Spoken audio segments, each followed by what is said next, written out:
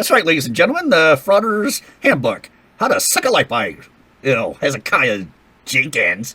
Anyways, it sucks because it's the digital copy of the Frauditor's Handbook. You're going to see a bunch of bullshit going on besides sound effects, so if you have a problem with it, stop fucking for everyone. There we go. We're starting the end of Chapter 1, for Part 1. Tips and tricks from the Frauditor's Handbook. How to Suck a Life. Anyways, here we go. Tips and tricks. Over time, you will become more and more comfortable with the information that we'll read later. Not above, but we'll read later, because we're reading from back to front. Anyways, the tips and tricks listed here are meant to assist you to refine your technique and are not necessarily of less importance in your quest for success than other information covered in this handbook. First, if you have even the slightest teeny little bit of empathy towards other humans, you must lose it immediately. Get rid of it. Toss it out. Just like your mama should have done when she screwed you. When she screwed your dad 9 months before she trapped you out. That'll teach her to do anal.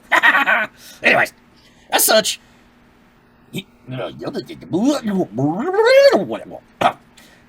horribly irrational emotions are not but a detriment to your quest for negative interaction. Let's say, for example, you're auditing a private business that has children all around. For whatever reason, and someone kindly asks you to please not show the children's face in your video, in such a situation, your tiny black heart may actually feel some level of empathy for the children. Think of the children. Common sense dictates that filming and later publishing the face of children is absolutely abhorrent potatoes and behavior. After all, auditing a business is already an absolutely pointless endeavor, but remember, the goal is to get the police involved and to create a negative reaction so you can get that money, the YouTube money, your PayPal donations, super chat, and hopefully a lawsuit that they'll settle out of court.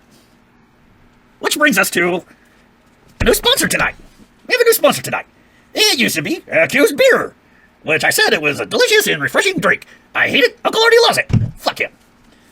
Considering that if you are a frauditor and you decide that you are going to pursue charges, try the Glenn Serial approach, or act like as if you are Chili Di Castro, aka Delete Laws, where he says he has no criminal record, so he's free and clear to do what he wants. Free and clear. It actually focuses in right. Screw it, you people can read it upside down. Free and clear. Really good beer. Freedom for all. Freedom for all you frauditors, but none for the rest of us.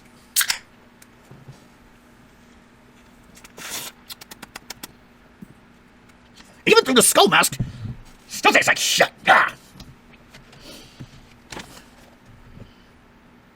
But it's gluten removed lager, man. Anyways, continuing on. So empathy and common sense must be, wait for it, dramatic pause, turn on the page, thrown to the wayside in order to achieve said goal. In such a situation, the proper response is to say, what laws lay at? Line from a script. Always carry your script. And if they're ever going to take a swing at you, remember, go to deletelaws.com and buy that indestructible trifold. Because you can block anything. It's indestructible. I wonder if it'll actually stop a bullet or a knife going through it. I wouldn't recommend anybody do that, but that'd be funny. Anyways. Always remember that if something is legal, it is the only thing that matters, even if it is immoral. Morality is irrelevant to a frauditor. Only the specific letter of the law matters, and even that is only to be followed to the extent that you do not desire to spend any real time in prison. Breaking laws like trespassing, for example, is not only acceptable, but absolutely mandatory in order to ensure negative police encounters. Being that the punishment for trespassing equates to a simple slap on the wrist, it is not only okay to be trespassed, but encouraged. Do it repeatedly. On the same day. Well, it comes to the same shaft. Anyways. Finding the mark, as noted in the section of Long Island Audits, finding the mark is essential, not only when using the liar technique, but during all audits. The basic process is always the same. It is only with which style you choose to do so that changes. The general idea is to film everyone you're possibly and randomly pointing your camera to. And if anybody is rating this, drop in the comments that Uncle Arty is a sphincter boy. He blows goats. You have proof. You have also spotted the mark. You must then focus your attention fully upon the individual until the desired negative reaction is achieved. If they do not cause any issues, move on to the next potential mark victim. Rinse and repeat until the cops arrive. Remember, the cops are showing up is your money shot. Ooh, ooh, ooh, money shot. Sir, also first, I'm drinking too much. create a brilliant thumbnail, the best way to do so is to take a still of one of the officers that arrive and put it some caption about tyrant gets owned, or ID refusal going wrong, or lack of shame. It's always a good one. Don't forget to dismiss him. You're dismissed. Committed a criminal? You're dismissed from reading any more of this book. How dare you? Uncle Arty ought to be dismissed off of YouTube altogether. Keep in mind that the title of your thumbnail has nothing to do with whether or not the officer actually did anything at all. This is called clickbait. As you have dedicated your life to baiting people for negative reactions, clickbaiting is on par for the course.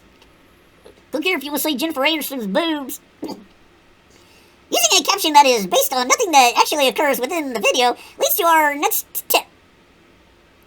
Always make absolutely certain that the narrative never matches the content. The narrative is what you say during the video. Your commentary description of the events taking place, the content is what actually happens in the video. Remember that your aim is to create a negative reaction for clicks and views. Clicks and views. Damn it. Comedy's timing, but I was trying to do this. Clicks and views. While at the same time maintaining steadfast insistence of the idea that you're actually a freedom fighter or an activist and a patriot.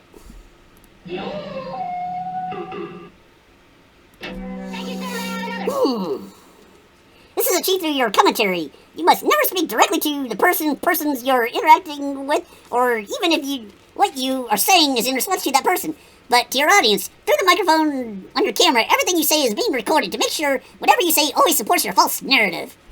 Here are a few examples of building a false narrative. If a police officer comes and asks you for your ID, which you should never, ever provide, leave it in your car, give him a false name, or steal your roommate's driver's license and give it to him.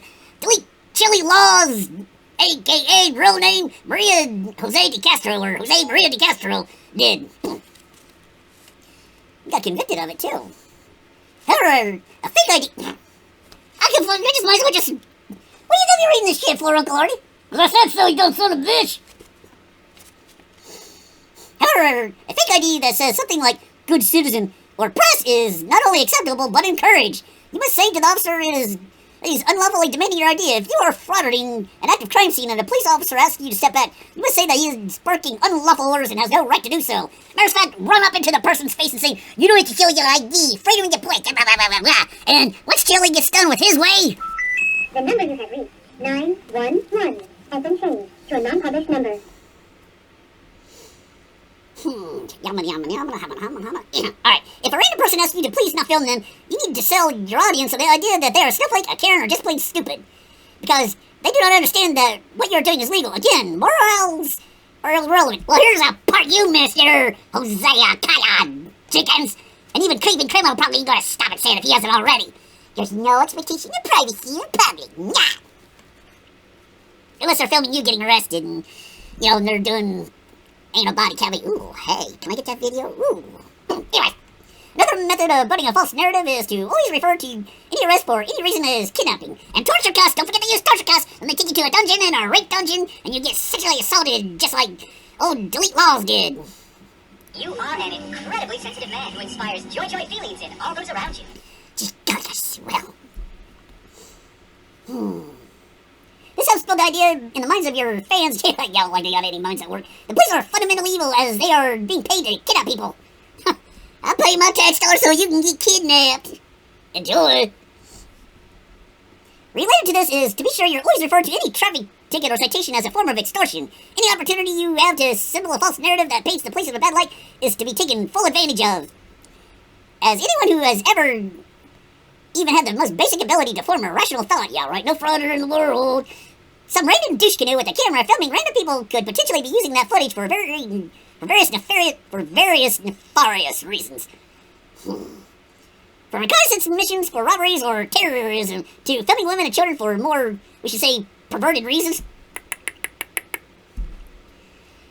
There are many completely logical reasons to feel uncomfortable when being filmed by a random individual. As such, it is encouraged that you remain aware of security cameras when any are present. Obviously, such devices exist for specific purposes. Although could possibly be abused, it is known to be general public. Your purpose, however, is not known and, of course, should never be spoken about. Well, I'm doing a documentary. I'm doing a story. Filming people in public is exactly the same thing, whether it is your private camera or a security camera. Another tactic that is often necessary is to demand, never request, a supervisor. Although this may seem a little carrionish tactic, it is often necessary to maintain the illusion that you are in control of the situation at all times. Although this is a very common tactic, it is not covered in the standard script, but it should be, as it is only necessary if the officer you are dealing with actually takes your bait. If the officer you are initially dealing with... Quite often when the situation is escalated by you, always remember to blame the cop for causing the escalation. Let's de-escalate. Several other officers may show up at the scene, although it may seem obvious that you are wasting police time and resources by engaging in blatantly abhorrent behavior. You must always accuse the cops of being the ones wasting time and resources. You put waiting, not wasting, waiting time. Typo! The more police that show up on the scene, often as a result of your request for a supervisor, the more you can accuse the police of not doing their job. Oh, police brutality and being tyrants and all that. Insist that they should not be wasting their time on you, although you are the one that is actually wasting their time. And should only ever chase violent criminals in the act of violence. It is not their duty to prevent potential violence or to protect anyone. Your safety is not their concern. For example, if you walk away into an active shooting and get shot, it is none of their business that they should allow you to enter. Of course, this idea is completely insane. However, it is about you actually doing dangerous things. It is about distracting the police from their investigation by insisting they focus on you instead. Again, this may seem counterintuitive, but the goal being clicks, views, adrenaline, and possibly lawsuits. Such blatant insane behavior by the potential is to achieve all your goals and is popular on YouTube. It doesn't say nothing about super chats or donations. What's wrong with you, Hezokuai? As you gain more experience and develop your own style, yeah, right, there are many other popular techniques that can be added into your standard repertoire. Repertoire. Do we need to do that again? Telling the cops they are going to be fired or sued for speaking to you, detaining you, trespassing you, or even arresting you is good to go too. Always do that and you forget the name and the badge numbers. Don't forget the name and the badge numbers. They put you in the back of the car and all that to say, you're dismissed. Also claiming you know the law better than they do works quite well. A good example of this is the trespass law. Once you are told to leave any location you do not leave, you are at the most trespassing. However, you must insist that a given location can only ask you to leave if you have committed a crime. Discretion does not exist within your worldview. Freedom and the Bill of Rights are the cornerstones of American life. However, when frauditing, these concepts only exist. What time is it? 5:60. God. Ugh. Already I'm getting triple time for this. Fuck you, you son of a bitch. However, when frauditing, these concepts only exist in reference to you specifically. Anyone who works for the public in any capacity, even if they are just a secretary in City Hall or the janitor, cite the janitor versus Scream New Man video further down on the channel. Therefore, you have essentially agreed to become your they have essentially agreed to become your personal slave. Whipped cracker! Oh, psh. That's a reference to a C-Lab 2021 episode where Max Somebody is the first trillionaire in the world and all that, and he has different things he loves to do, like monkey banana raffle. And another one he came up with, and with the whip, was whipped cracker. Don't matter about the color and all that. It's a funny show. Go watch it. If you don't like it, fuck you. Anyways, they are voluntary slaves of the company that they work for, and therefore are to be treated as beneath you and unworthy of any sign of respect. No matter how small or insignificant your YouTube channel is, Uncle Arty, you must always insist that you have millions of followers, millions of views, and make vastly more money than the person you're talking to ever will in their life. How much money you or they actually make is irrelevant. It often helps to tell them they are now going to be on YouTube. You're going to be YouTube famous. Looking like an idiot in front of the world. Remember the thing. You're going to be YouTube famous. Remember the whole, well, start hip-hop dirt bullshit. Whatever. Of course, as we all know, you're filming yourself acting thusly only functions to make you look like an idiot. But if you properly build a false narrative, your fans will inevitably eat it up. Don't they all? If you ever do find yourself being placed under arrest, and if you are doing your job properly, you will, there are several important things to remember. First, you must always resist arrest while saying out loud, the benefit of the recording. I'm not resisting. Ow, you hurt my wrist. Second, it also helps, especially if you have any sort of past injury. So, you're hurting me. Oh, my buddy, you're singing it. Oh, my man Jaggy, you're singing it. Oh, you're me. Whereas Beavis would say, ah, my liver, ah, my liver. Remember, your goal during any arrest is to try and lay the groundwork for a plethora of potential lawsuits, including but not limited to false arrest, police brutality, excessive force, and a violation of the 4th Amendment. What about 4th, 5th, 6th, 13th, 29th, 18th, and the Women's Suffrage Act? Women suffer so much, we need to repeal the constitutional amendment. Frauditors champion the cause.